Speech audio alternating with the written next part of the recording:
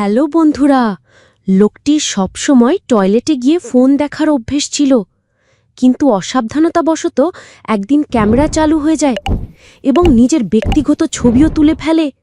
লোকটির সঙ্গে সঙ্গে ঘাবড়ে যায়, দ্রুত সেটি মুছে ফেলতে চায়, কিন্তু হাত ফসকে ফোনটি সরাসরি কমোডের ভেতরে পড়ে যায়।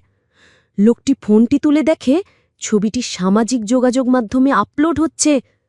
মান বাঁচাতে লোকটি দ্রুত ফোনটি দেয়ালের দিকে আছাড় মারে, কিন্তু তার ধারণার বাইরে ছিল যে ফোনটি নষ্ট হয়নি। নিরুপায় হয়ে সে ওয়াইফাইয়ের তার খুলে ফেলে এবং বিদ্যুৎ সংযোগও নষ্ট করে দেয়।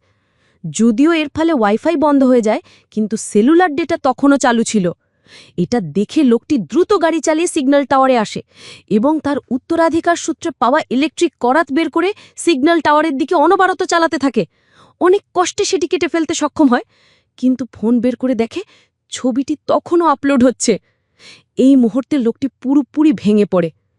এরপর কোনো কথা না বলে সে সরাসরি সিগন্যাল হেডকোয়ার্টারে যায় এবং প্রধানকে হুমকি দেয়, তাকে একটি ক্ষেপণাস্ত্র উৎক্ষেপণ করতে বলে, মহাকাশের সব স্যাটেলাইট ধ্বংস করতে।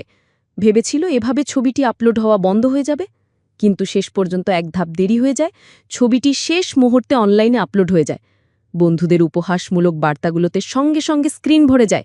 লোকটি বুঝতে পারে যে এই সমাজে সে আর টিকে থাকতে পারবে না, তাই গভীর চিন্তাভাবনার পর শেষমেশ সে আত্মহত্যার পথ বেছে নেয়।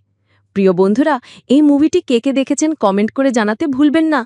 আর এরকম ভিডিও নিয়মিত পেতে আমাদের চ্যানেলটি সাবস্ক্রাইব করে বেল আইকনটি বাজিয়ে রাখুন, যাতে সবার আগে আমাদের ভিডিওটি আপনার কাছে পৌঁছে যায়।